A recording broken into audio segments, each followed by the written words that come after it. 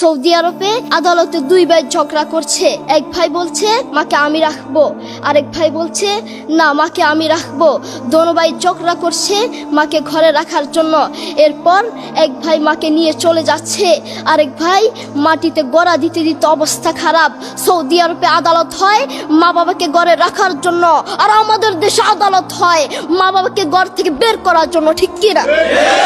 যুবক, তোমাকে বলছি, তোমার বন্ধু তোমার আপন নয়, তোমার বউ তোমার আপন নয়, তোমার শ্বশুর শাশুড়ি তোমার আপন নয়। এই পৃথিবীর বুকে আপন হলো তোমার মা এবং তোমার বাবা। ছেলে বিদেশ থেকে এসেছে, এসে শ্বশুর বাড়িতে গিয়েছে, তারা তাকে উল্টাপাল্টা বুঝিয়েছে।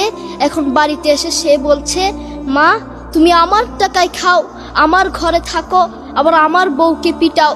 এই কথা শোনার পরে মা বাথরুমে গিয়ে আধা ঘন্টা কাঁদতে লাগলেন।